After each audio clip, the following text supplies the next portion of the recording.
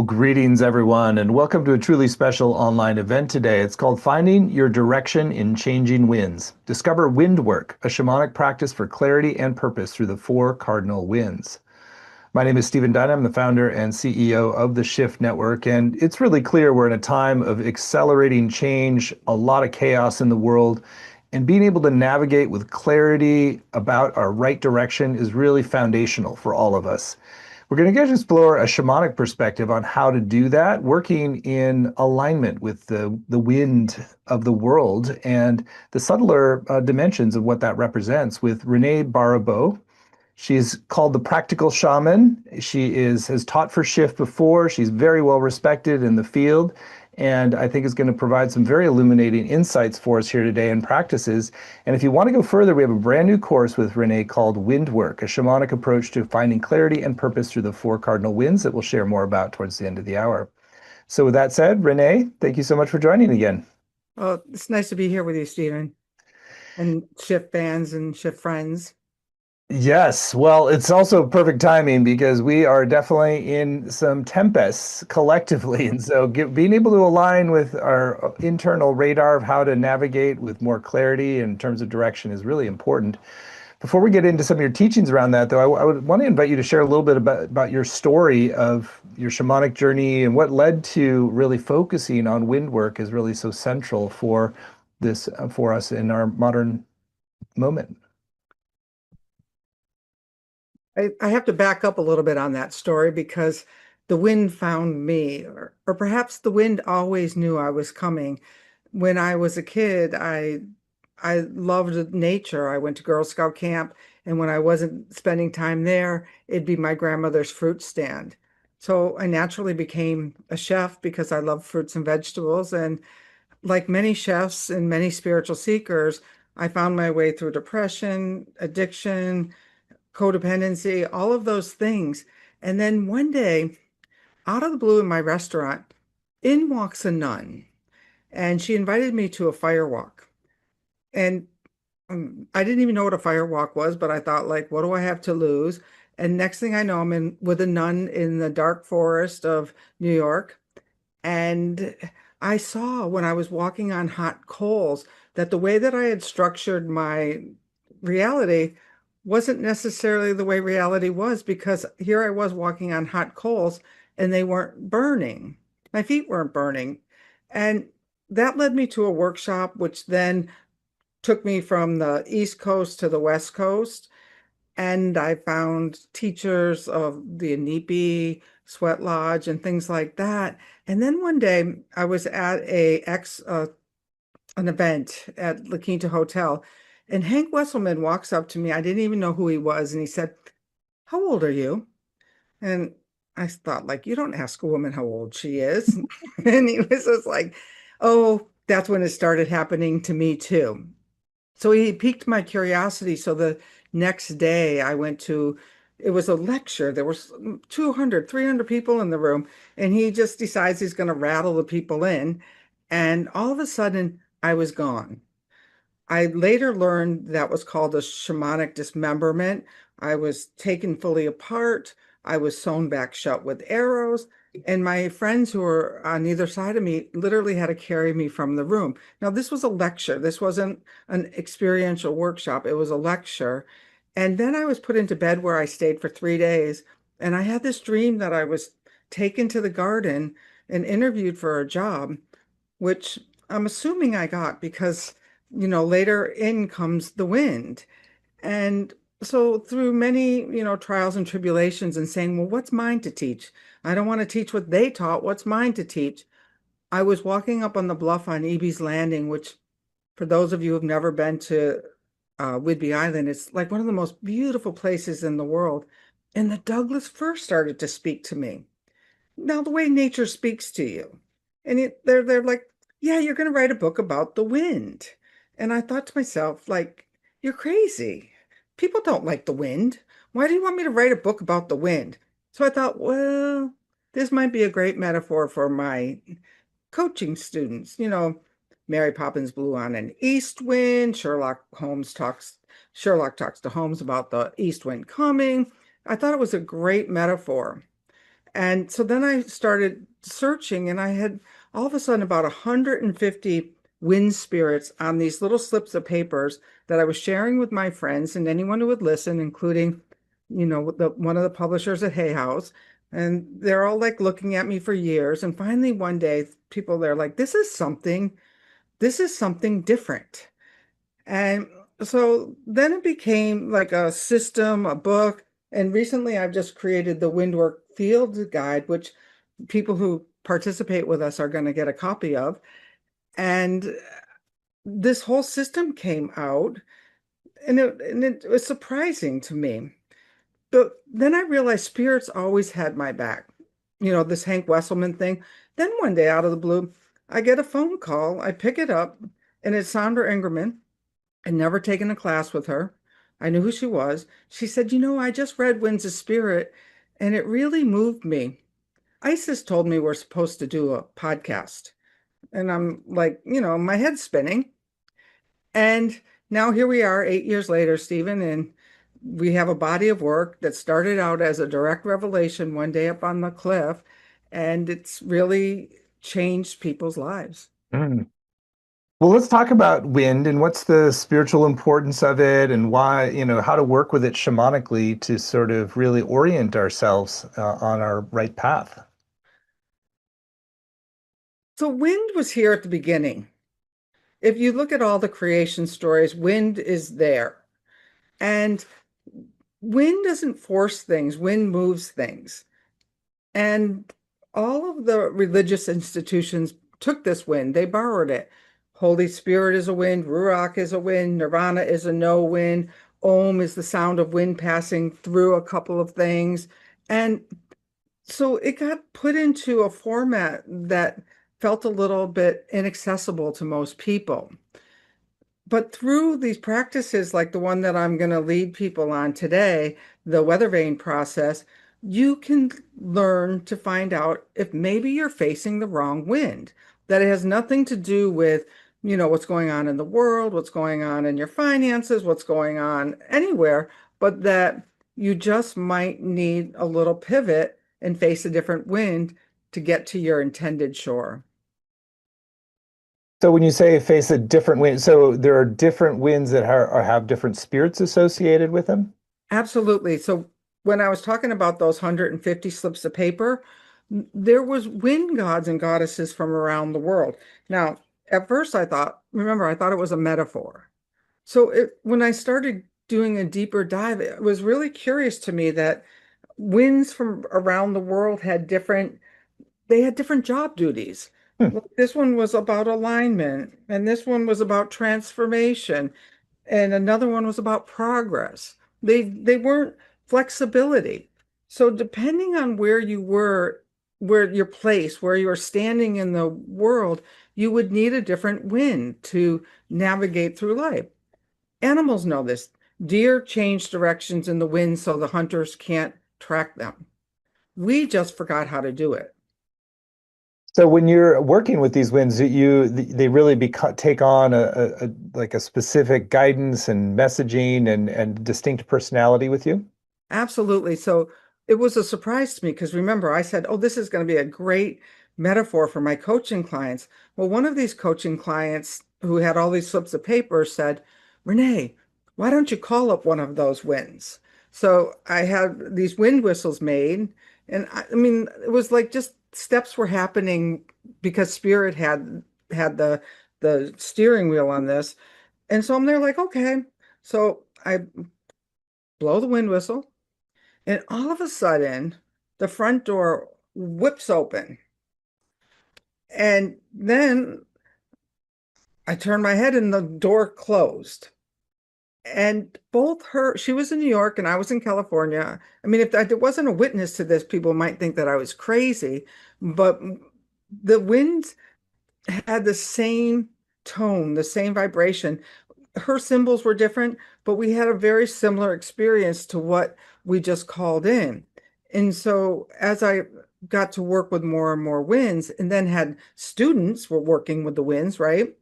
they were having similar experiences. And some students have gone far deeper with these wind spirits than I have and have a way deeper relationship than I have even ventured into.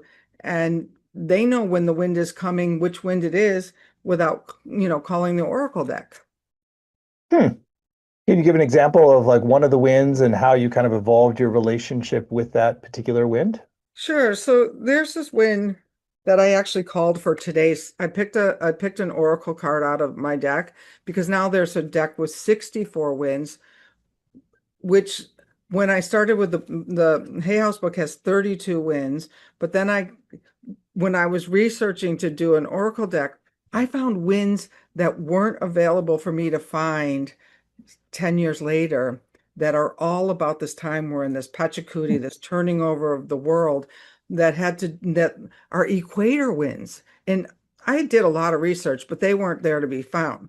So today, this is a wind that comes out for me quite often, Fang Popo, and she's the wind from China, and she's about facing your fears. And Madame Feng Popo rides on the back of a tiger. This is the archetype of her. She has a big wind sack and she collects up things as she goes. Well, over the time, I was shown that we could put our ideas out, and this is an exercise I teach people where you can write something that you want to release on the air, call to Madame Feng Popo, and she'll come down with her wind sack on that tiger, grab it up, take it out, tie it, and take it out past the furthest galaxy and transmute it with love and light. And one time I was giving a stand-up lecture, and this man in the room who was it was an addiction uh, talk. He just said it felt like a part of him was just removed, and he's sitting there in this, again, another big lecture in tears because there was something that was so basic that he had never thought of, that nature could just remove something like that. Hmm. It's beautiful. So it sounds like there's a few different layers. Like the facing of a wind is sort of a meeting of a certain archetypal quality. Just the sort of like that sounds like one part of it, and then what that wind can do once you've met it is another. So we've always, throughout time, organized our consensual reality. So I thought by the four cardinal winds, the north, east, south, and west, which are the primary winds that I'm going to be teaching about. But when I was doing this research for the Oracle deck, what I found was that northeast, southeast, southwest, northwest, which were always sitting over here in my view. Well, in Mesopotamia, the gates of Samaria opened to the intercardinal directions. Somewhere when we started, we turned our compass. So my sense is that the compass is shifting. The axis that we're on is shifting, and that there's a time that we could be orienting to the intercardinal directions instead of the cardinal directions, which we've been so um, in tune with for 15,000 years. Hmm. And so does each person tend to have one primary wind that's your sort of key ally that you want to develop a relationship with, or is it more depend on the cycles of your life and what you're needing in a particular time? So in the the construct of what I'm teaching, there's the north, east, south, and west. And you'll get an experience of that when we do the experience of like finding out which of what qualities those orienting cardinal directions have. These the other 32 winds in the deck are regional winds. They're winds that have been cross-cultural places all over. Like, so there's a wind in there that's a tempest wind, and it's Tuana, and there's a wind in there that's the Diablo wind, the devil wind. And when there was the fire in California, people kept saying, "What is, Renee, you're the wind person. Tell us, what is this wind mean?" And right in the center of my reading was and I don't call it the Diablo wind in the deck. was the Diablo wind, and the Santa Ana winds are known as the Diablo winds. And I'm there, well, that's true. We have a fire burning, raging out of control. But then around it was the winds of responsibility and the winds of you can make change. So the winds are here to help us through this period of transformation. We just have to learn how to orient to them, take personal responsibility, and be able to shift and pivot as needed. Hmm. Let's talk a little bit about how you develop and deepen the connection with a specific wind. And so you're obviously using some principles of shamanic journeying, and maybe share a little bit about how you evolve that relationship so that you're sort of really getting the most benefit from a wind. So when I was several years ago, I was at Teotihuacan and I heard a whistle. And Oh yeah, those would make you jump.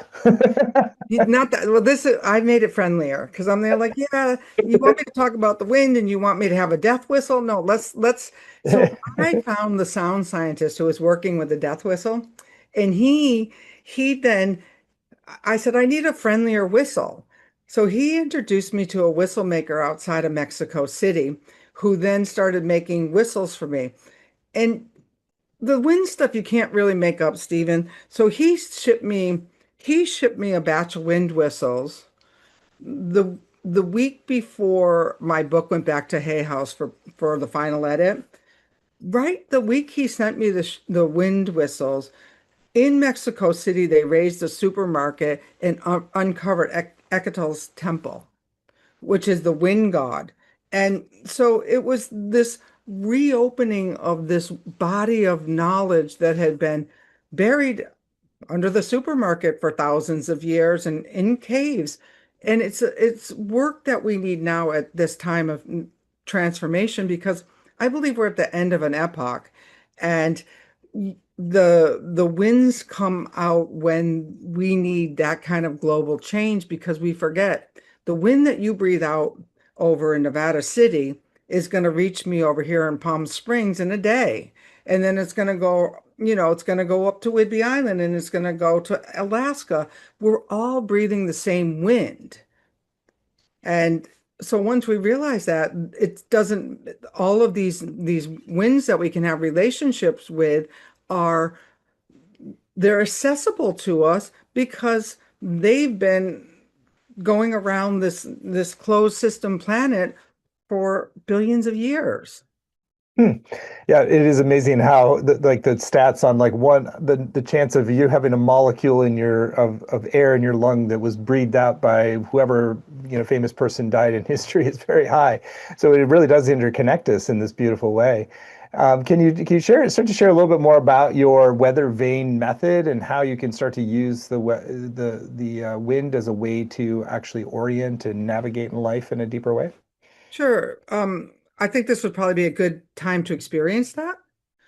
Great. Do you want to set a little context first and then do the Sure. experience? So if you think about a weather vane, all right, a weather vane sits rooted on top of a farmhouse or a barn, and it sits rooted. And this is what we're asking for you to do, is to find your rooted self and to be able to move with the wind and change. So if you've ever seen the rooster on top, it spins around. Well, but it doesn't go flying off the barn roof. And when you start to understand that you have your own central access, like I can't steer Stephen's ship. I'm navigating from my own wheelhouse. And so once I understand that I'm navigating from my own wheelhouse, the person that I'm most responsible for pivoting and moving in the wind is myself. And so it's kind of it's a kind of a way of grounding yourself. So in this weather vane process, what we're going to do is you're going to find out which direction you're facing just for now. This may say, like, she sounds like she has lost her wind. But so I want you to just to try it, okay, and see if there's some relevance for you. Once we discover which way you're heading and facing right now, I'm going to come back and tell you what you might be going through right now in your life. And then we're going to look to see how we're feeling about that. Like you might be like, oh, I really don't like that. I'm ready to move forward.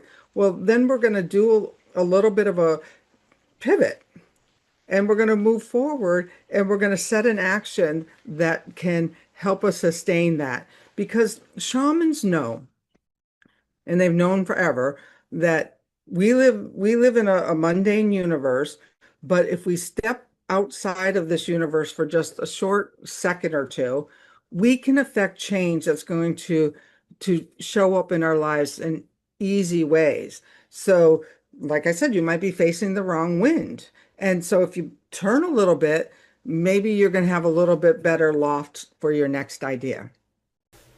I'm going to call to, since we've talked about Feng Popo, I'm just going to call to Feng Popo to help guide us on this journey.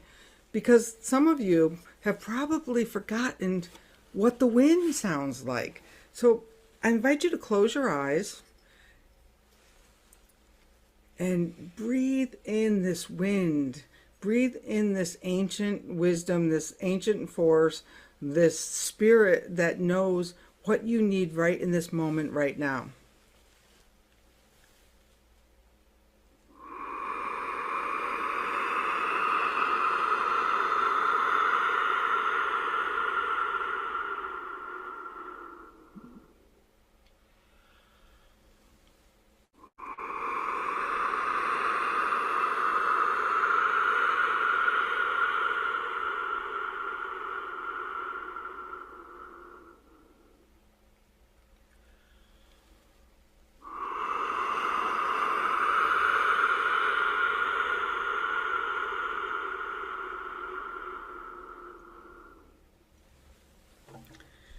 Keep those eyes closed. I'm going to do a little soft drumming in the background.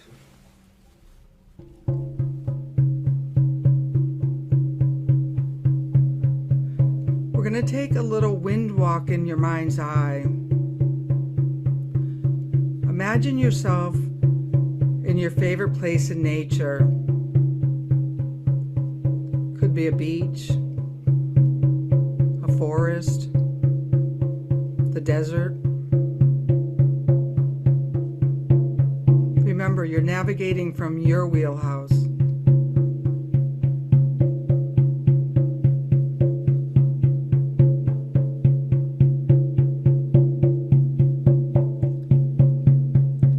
Now start to look for clues. Is there a body of water? Where's the sun?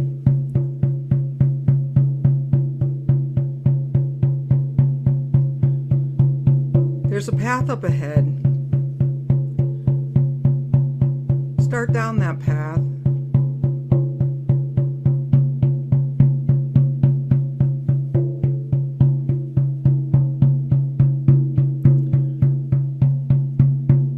And once you're down that path a little bit, ask, which direction am I heading? North? East, south,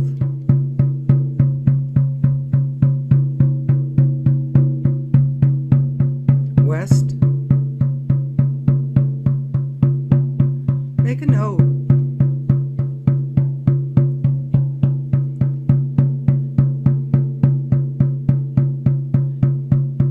And scan your body, scan your situation, look around. How does this direction feel to you? Are you feeling strong, empowered?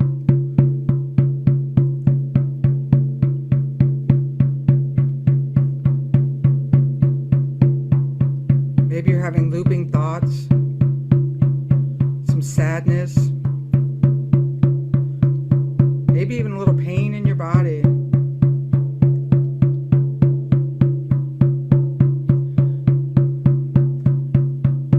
Just stay with that, whatever you're feeling.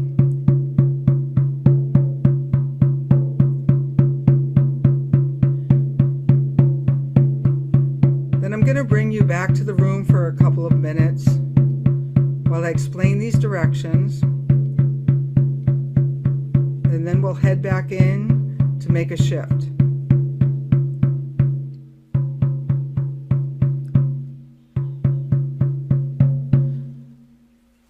You may just want to write down which direction you are heading in.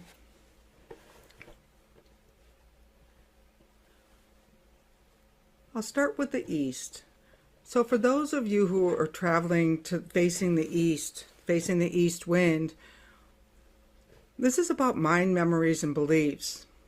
Old memories that may no longer be serving you, new projects you want to start. There's this idea that when a nor'easter comes up the eastern seaboard, it clears out a lot of things, so it could feel like a disruptive wind for you. If you are facing the south wind, the south is about the midday sun. It's when the crops are growing and you have to tend to the garden and tend to the weeds. And this is about your emotional needs and desires. Right now, what are you tending to in your life? For those of you who are facing the west wind, this is about physical endings, harvest, and your body. So those of you might be feeling something in your body. There may have been a death recently in your family, or a career has come to an end. Something's coming to an end, and something that's ready to be harvested. When you're facing the north wind, this is about community support and service. This is where maybe your ideas are finally getting the community buy-in, or you're connecting out into the community. And sometimes you're not making that connection, but you're still standing there waiting for that. We always think the reward should come over in the west in the harvest, but really the rewards start to come when you circle back around into the next evolution of an idea. So just think about what one of those suggestions that I gave you might be befitting the direction that you're facing. And let's go back in for a minute.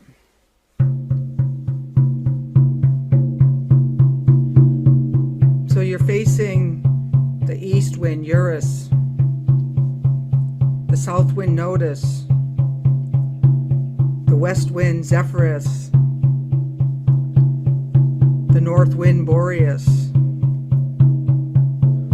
Now that you know how you're feeling with this wind, and maybe an issue that you'd like to work on or change, we're going to see ourselves as weather vanes. That we're going to allow the wind to shift. And it may shift forward 15 degrees. So if you're facing north, you go northeast. East, you go southeast. South, you go southwest.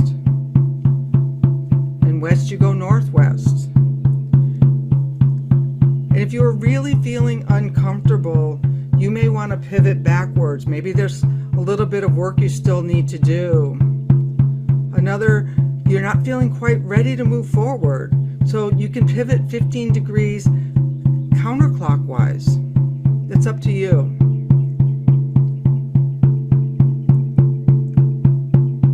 So when you're ready, make the pivot.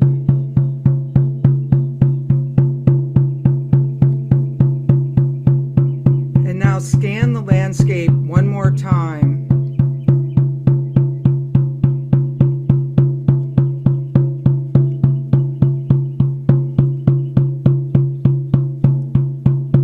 Depending on where you were, commit to yourself to one small action you're going to take.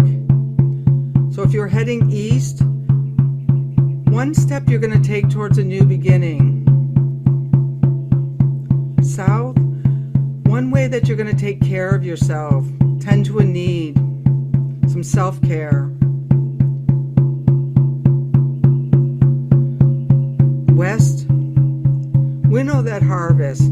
One thing that you're going to harvest as you move forward.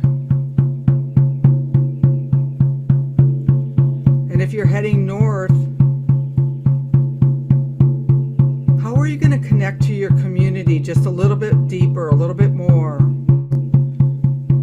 And they may be a little different for you, but these are just ideas. So imagine writing that down in the sky.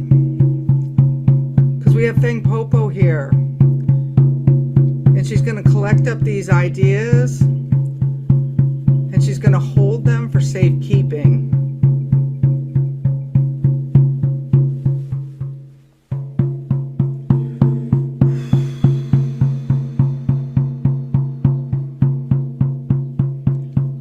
And then when you're ready, come back to the room.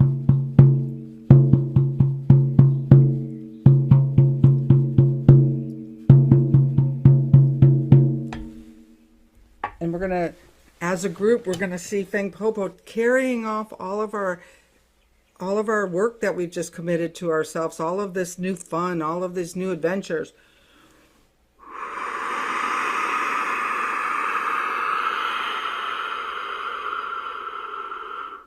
Remember, she's taking it out past the furthest galaxy and transmuting it with love and light.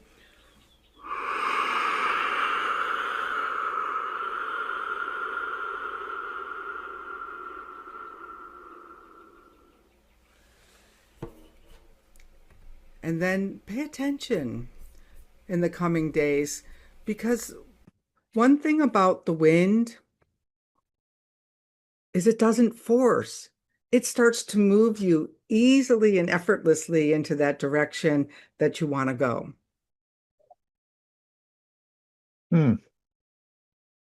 That's a nice way to close, that it's like it's about a sort of blending with the wind rather than trying to like, you know, force anything. That's really nice. Mm-hmm.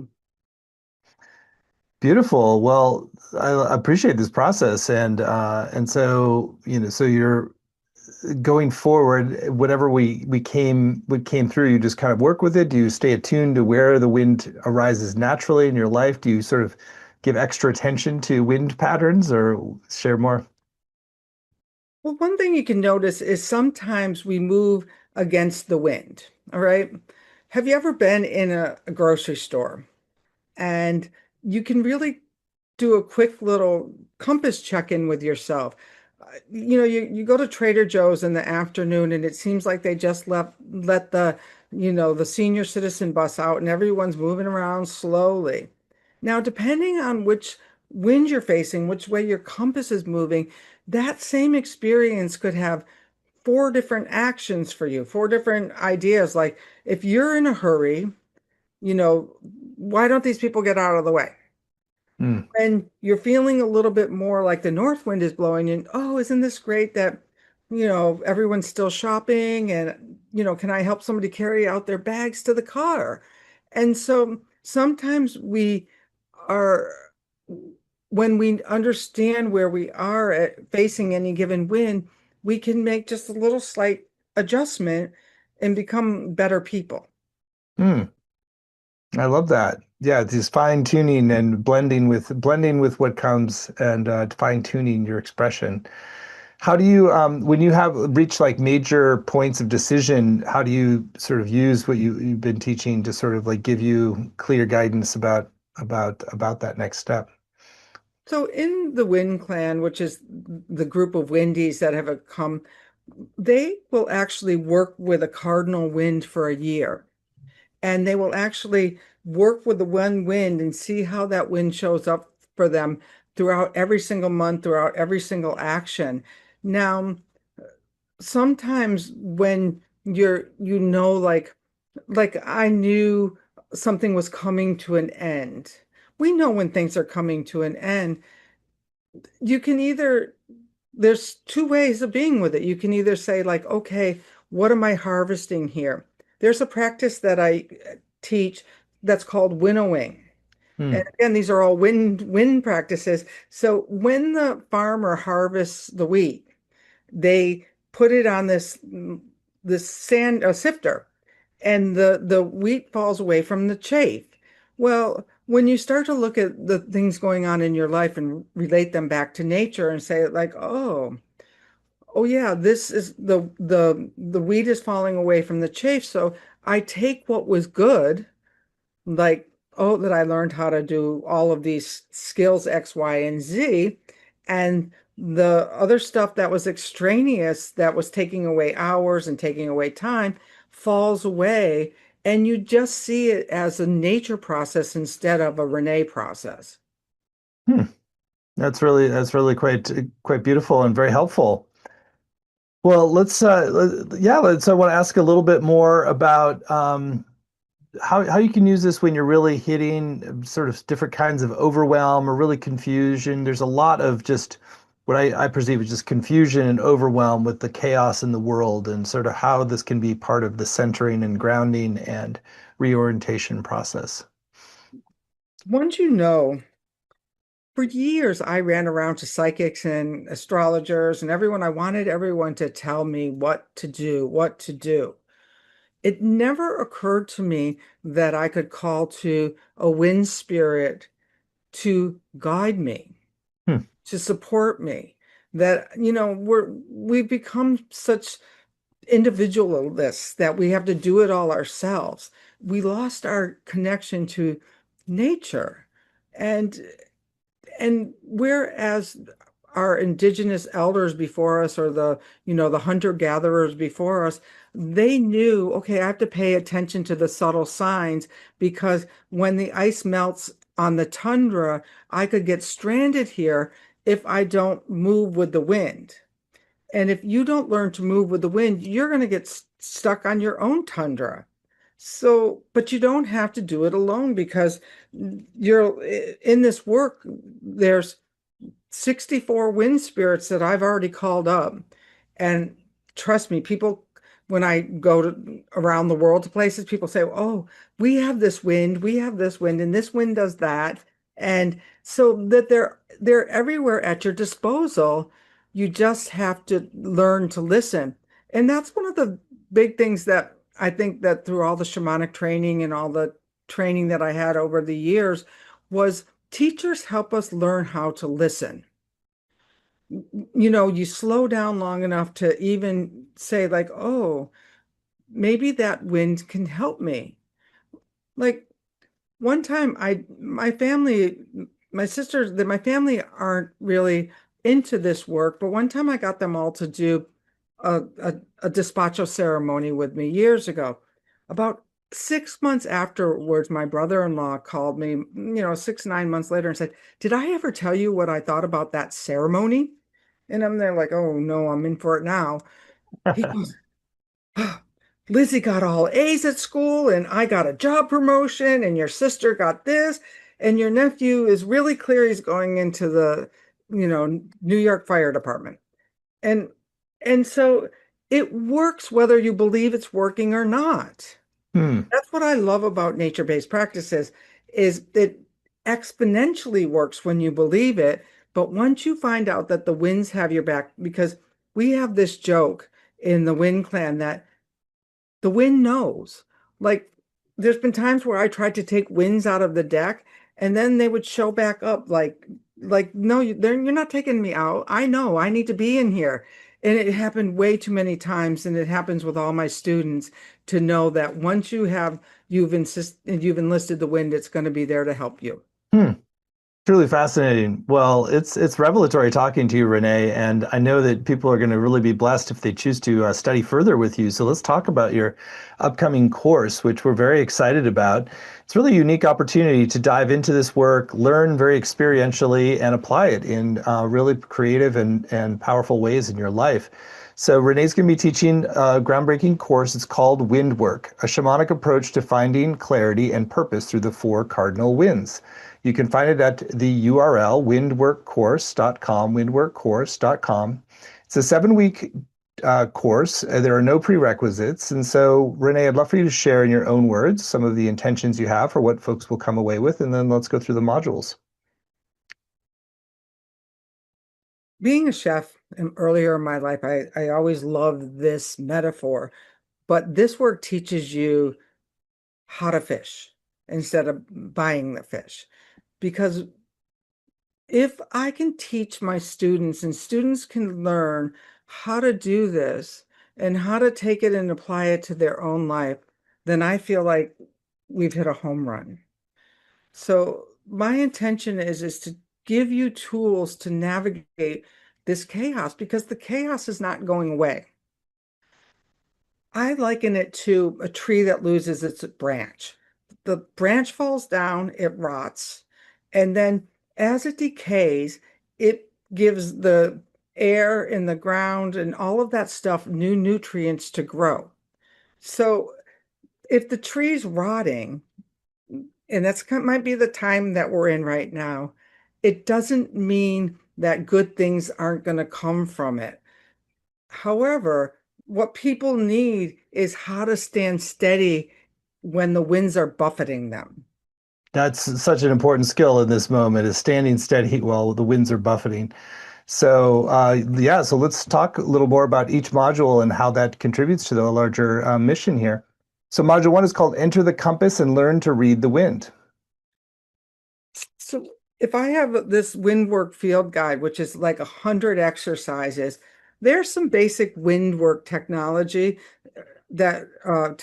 and terminology that's been created over the years, like the spin axis and the awakening compass. So in the first week, we get to know the lingo so that you can feel like, oh, I'm a windy. I've got this. I've got the terminology down. I'm ready to set sail. Module two, clear your mental air and stop overanalyzing when you connect with the east winds. So when you did that exercise, we were talking about the east wind was about mind, memories, and beliefs. So in here, we do shamanic mind exercises.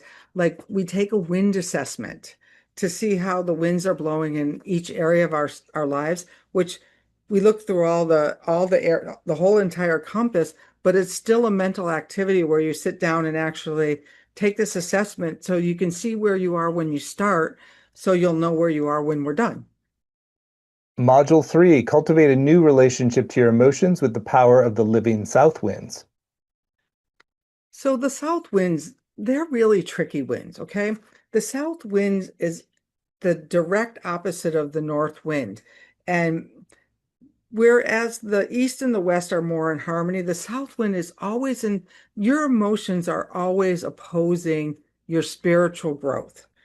You can't become a yogi if there is such a thing anymore, or an awake person if that's an okay thing to be without healing. And so most of our core wounding is in our south. So we really need to know what's going on in the feeling state, and we need to weed that garden. So in the south, we learn tools about how am I even feeling? Can I even feel the wind? Because some of us were so disconnected from the wind, we don't even know how to feel it. So in that, it's all about the learning to reconnect to how we feel about things. Module four, explore the sacred west winds to compost the past into power. So this is an important one because a lot of times we get to the West and we think we're supposed to get our rewards there. That's, I'm harvesting. But if you think about the harvest, what's really true about the harvest is that the farmers put it into the silo so that it can make it through the long winter. So in the West, we look realistically at what's ending, what we're harvesting, and what is going to be our second planting. What are we going to take from that harvest? And sometimes during our harvest, we've had a fallow field. And if you know farming, you know that sometimes you need to cover over the field so it can regenerate. And one of the things we use for the regeneration is a lot of us carry a lot of regrets around. So we actually look at our regrets, and because our regrets can keep us from really harvesting our dreams. Module five, identify the seen and unseen forces that support and anchor you when you explore the steady north winds. Along the way, you're going to learn tools like a wind zip and a wind spin and calibrating your compass when a few years ago it was good enough to just ground in one place. I was shown that we needed to anchor ourselves in two or three places so that when those winds and if the earth shifts a little bit, that we're still anchored. So we start to really work with some of these unseen tools and power tools in order that we're really well rehearsed to go into, whatever's coming our way. Module 6, calibrate your internal compass to withstand any of life's storms. So that's a continuation of some of what I was just talking about is the gyroscope compass, where you start to really look I've been doing a lot of work lately about place and space and where you're living. And I don't believe that you live where you live and I live where I live, that it's just like a random thing. I think that you connect deeper to some of the places you live. And so it's about deepening those anchors so that you're a light and that you can be all that you can be where you are living. And finally, Module 7, become a wind walker and live toward your intended harbor each day. So that last one takes all of these. Remember, we started with terminology, we went around the compass, then we started to integrate the compass. And when I was initiated in Peru in the early 2000s, and Don Manuel Quispe was the ultimate messiah. He was like the top of the top, and he, blew my rights in and my forehead. And he always would say, if something doesn't grow corn, it's not worth planting. And so in this final module, we make sure that the corn you planted is sturdy enough to withstand the wind and it's that it's in alignment to something that you can see through the next east, south, west, and north. Because if you have a dream and it's not strong enough to go around that cycle a few times, mm, it's not going to withstand a wind at all. Very important message there. So beautiful course. Well, thank you, Renee, for creating this course and really dedicating your life to exploring what the wind can teach us spiritually and practically and guide us through life in a clearer way. So again, the whole course is laid out in detail at the URL windworkcourse.com. Share a little bit more about it. So if you choose to move forward, you're going to get those 7 90-minute live sessions with Renee, each of which has times for experiential practices as well as live Q&A. You'll also get recordings of every session, both video and audio, as well as word-for-word transcripts that you can work with, study, and highlight for years to come. There are weekly exercises that you'll be guided to engage in at home. There are a community group that supports you, as well as small groups that you can discuss practices and working together. So on the page, you'll also find a number of extra bonuses that Renee has been very generous in adding to enhance your journey. There's an excerpt from her book, The Practical Shaman, called Rituals and Sacred Connectors. I'm going to share more about that excerpt. When I was writing The Practical Shaman, what I realized was that we always pay attention to the outcome. And it's just as important that we start to pay attention to what's connecting us to those outcomes, whether it's a blast of wind or, you know, the stick on your drum beater, that these connectors are as important as the beat of the drum. So this is a really cutting idea in this book, and it hasn't really been shared. And my editor said no, she's never seen anyone else share it. So I think it's an interesting chapter that's worth getting an early glimpse of. Truly fascinating. Then we have the online course that's a second bonus, very robust. It's called Catching the Winds of Connection, Harnessing Nature's Power to Enhance Your Relationships. So really focusing more on the relational side of this. You want to share more there, Barb? Well, relationships by nature are dynamic. And so imagine you have a person coming in with one wind blowing and another person facing a different wind. Well, how do you each stand in your own capacity and relate with each other when there's all of this wind blowing in your relationship? And so there's tools and tips for managing your relationship in strong winds, steady winds, and no wind. That's a great extra bonus. And then I love this. There's a third bonus that's I think really intriguing. It's called Conversations with the Green Room from the Green Room with Sandra Ingerman. Is an audio dialogue between Renee and Sandra who do this podcast together. And I guess this is behind the scenes. And this is the special bonus you get if you sign up by midnight tonight Pacific time. So you want to share a little bit more about what's in that bonus? So I've been fortunate enough to sit with Sandra for the last 8 years. And we always we always talk for about an hour before we ever hit the record button for our podcast. And from that I've gotten some really deeper insights and certainly, some stories and I thought like so I know that where Sandra is in her current life and where she, is tending to go. And I wanted to have a heart-to-heart conversation with her about her legacy and what she feels like she's done well and her favorite books and all of that. And so I sent her a list of questions and she picked some that she liked more than others. And we had a really nice conversation. I love that. Well, Sandra's been a great inspiration for all of us and such a wonderful faculty member for Shift. So, what a great opportunity to kind of go deep with her into her legacy and key insights and practices. So that's the special bonus folks get if you sign up by midnight tonight Pacific time, the Conversations for the Green Room with Sandra Ingerman. So this is clearly going to be such a fascinating, groundbreaking program and also very practical. We've kept the investment very accessible for you. It's just three payments of $128. You can save 10% when you pay in full with one payment of $349. The course is going to start April 28th and run Tuesdays at 5 Pacific. That's 8 Eastern time.